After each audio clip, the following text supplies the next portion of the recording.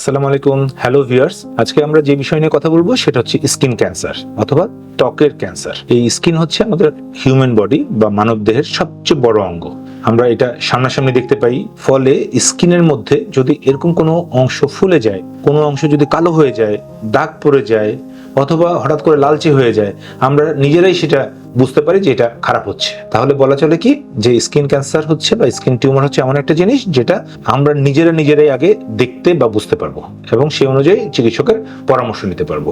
যেটা পেটের ভিতরের ক্যান্সার অথবা হাড্ডির ভিতরের ক্যান্সার অথবা হার্টের অথবা বুকের ভিতরের ক্যান্সার, কোনো জায়গার ক্যান্সারগুলো আমরা অন্য কারো সাহায্য না নিয়ে ধরতে পারবো না, যেটা স্কিন ক্যান্সারের ক্ষেত্রে সম্ভব। তাহলে স্কিন ক্যান্সার আসলে কি রকম ক্যান্সার?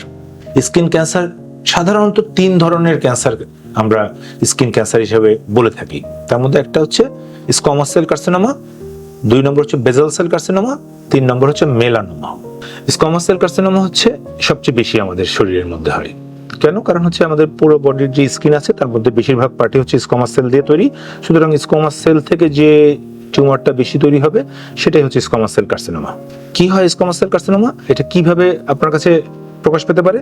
1 নম্বর হচ্ছে এটা একটা ছোট দানা টিউমার দিয়ে প্রকাশ পেতে পারে, অথবা ছোট একটা আলসার ঘা হয়েছে সেই ঘা দিয়ে আপনার কাছে প্রকাশ পেতে পারে, অথবা আপনার কোনো জায়গায় পুড়ে গিয়েছিল, অথবা কোনো একটা জায়গায় কেটে গিয়েছিল, অথবা কোনো একটা জায়গায় ছিলে গেছিল, দীর্ঘদিন ধরে ওটা শুকাচ্ছে না। কতদিন ধরে শুকাচ্ছে না? 1.5 মাস, 3 মাস, 6 মাস না শুকিয়ে ওই ঘাটা রয়ে গেছে এবং ওইটার চারপাশে কি হচ্ছে একটু একটু করে উঁচু হয়ে গেছে এবং ঘায়ের অংশটা, মাঝের অংশটা আর একটু দগদগে রকম রয়ে গেছে, কিন্তু অনেক অ্যান্টিবায়োটিক বিভিন্ন কিছু করেও এই ঘাটা শুকানো যাচ্ছে না। তাহলে আমাদের চিন্তা ভাবনা করতে হবে যে আসলে এখানে ক্যান্সার হওয়ার সম্ভাবনা রয়ে গেছে। তখন আপনি কি করবেন? তখন আপনি চিকিৎসকের পরামর্শ নেবেন। Basal cell carcinoma like that. Basal cell carcinoma আসলে কম হয়, এর চেয়েও যেটা সবচেয়ে বেশি মারাত্মক সেটার নাম হচ্ছে মেলানোমা।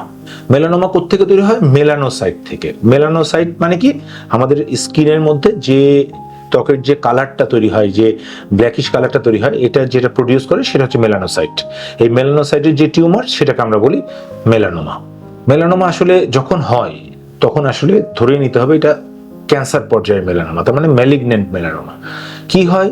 আমাদের যে শরীরে তিল আছে, আমাদের শরীরের যে জন্মদাগ আছে, আমাদের শরীরের যদি কোনো অংশ হঠাৎ করে ব্ল্যাক হওয়া শুরু হয় এবং কোনো একটা জায়গায় ওই ব্ল্যাক স্পটটা আস্তে আস্তে বড় হতে থাকে এবং দ্রুত সাইজ পরিবর্তন হতে থাকে, অথবা একটু উঁচু হয়ে যায়, অথবা একটু ঘায়ের মতো তৈরি হয়ে যায়, তাহলে আমাদের ধারণা করতে হবে যে এই জায়গায় এই মেলানোমা তৈরি হতে যাচ্ছে।